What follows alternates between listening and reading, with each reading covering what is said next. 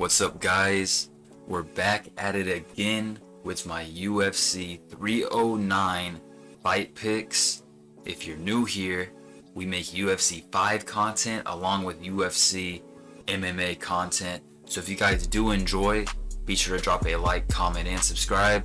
If you don't even play the UFC games, I know you would really enjoy those videos. They're still entertaining, so give them a look if you want.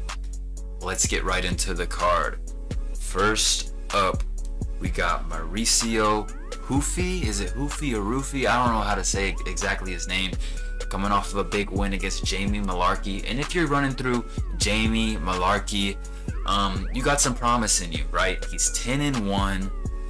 He's kind of like, I like to compare him to kind of like Charles Oliveira in a way, without the submission threat. Maybe I sound stupid, but that's how I see him.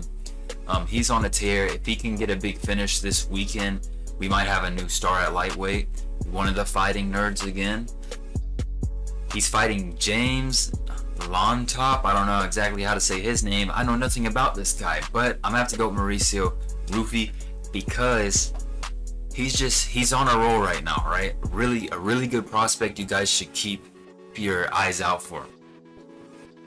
Next up, Vivane Arjuel versus Karine Silva. Guys, I'm so hyped for this fight. This is going to be the best fight on the card. I'm just playing. Why is this fight even on the main card? I don't know. If you guys know, comment below. I'm going to go with Vivane Arjuel just because the name seems a little bit more familiar. That may be a casual take, but I'm not really too big into women's MMA unless it's Shevchenko or Pena or Alexa Grasso. You know, if it's not one of them, I don't really care to watch the fight. Moving up, we get to see Bo Nickel versus Paul Craig. Bo Nickel is a minus 1,000 favorite. That's honestly pretty disrespectful to Paul Craig. I know Bo Nickel got the wrestling behind him. I'm a big Bo Nickel fan. I really want to see him do well. Paul Craig, he's gonna lose this fight, I'm pretty sure. Bo Nickel might even just get a knockout.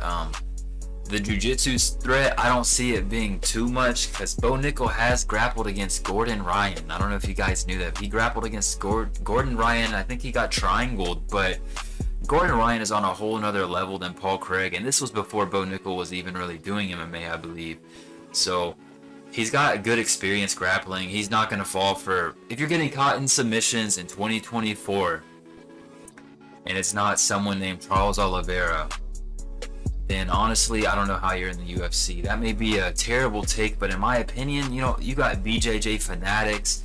You got so much content on YouTube you could watch and learn how to defend certain submissions. If you're getting caught with your cookie cutter rear naked chokes, probably the one exception. But if you're getting caught in guillotines, triangles, armbar, it's simple, guys. Keep 2 arms in, you won't get armbar. 2 arms in, 2 arms out. For my jiu-jitsu guys, you guys know that. But yeah, I'm going to go with Bo Nickel. I think he might even just get a TKO, honestly. I feel like Paul Craig is going to go for a triangle, and then Bo Nickel's going to escape in some type of scramble, take the back, and then ground and pound TKO. But I'm going to be looking forward to that. Maybe Paul Craig could get some type... Nah, he couldn't get upset. Let's move on. Next up, we got some more jiu-jitsu, hopefully. We got Charles do Bronx Oliveira taking on Michael, pull yourself up by the bootstraps, Chandler. Guys, I'm pretty hyped for this fight. This is the rematch. This fight is, I mean, when they first fought, it was such a time in my life. I can just think back to when they first fought, and I was so happy for Oliveira to get the win because Chandler did just get to the UFC, and I know he was putting work in Bellator, but Chandler had him hurt badly, and he won that first round. Charles comes out in the second, I believe. Maybe it was the third. Chama, left hook, sets him on his ass, and then it was downhill from there. Now, Chandler's hungry. He's been training. He might be a little mad that he's not getting the McGregor fight. I think plus 210 is pretty crazy. Throwing some money on Chandler, it looks a little attractive. This isn't financial advice, and I probably won't bet on these fights, but I feel like minus 258 is a pretty big favorite for Oliveira. Like, Michael Chandler's been in there with Oliveira before. We know he has some pretty low fight IQ, but he just wants to entertain the fans. I think he's gonna learn from his mistakes he made the first time.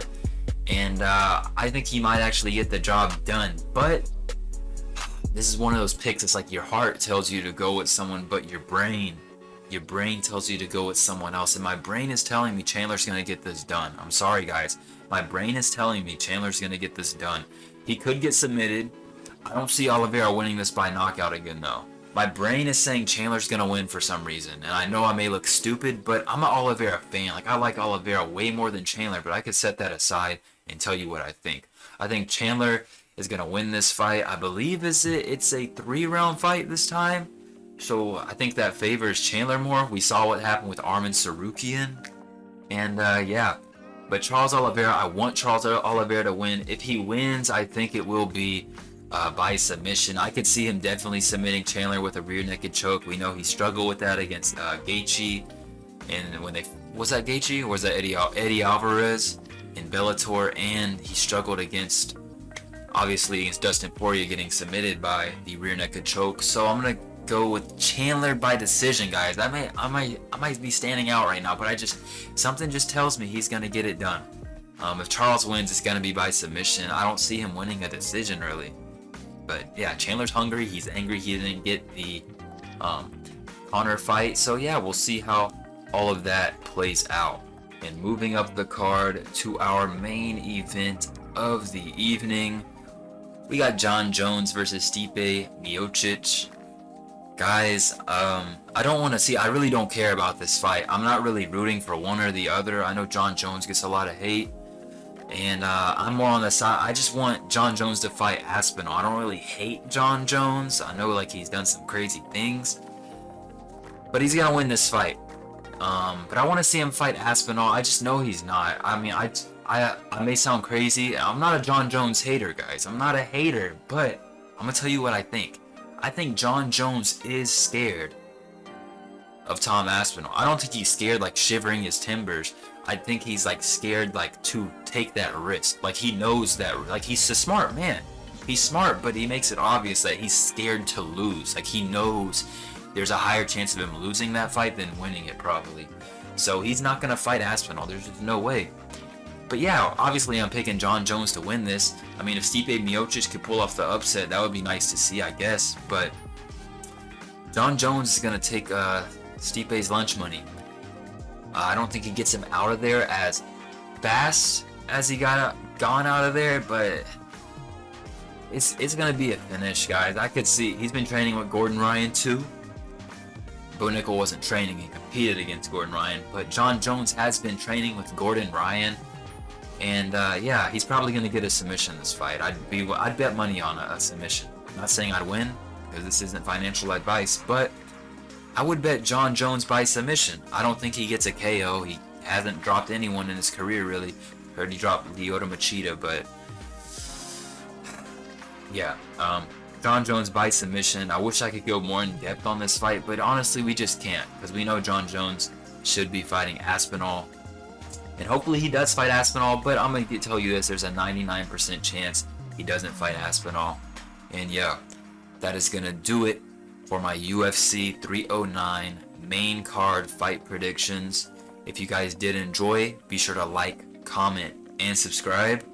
And guys, remember, if you don't even play the UFC games, I promise you these UFC 5 videos will be entertaining you.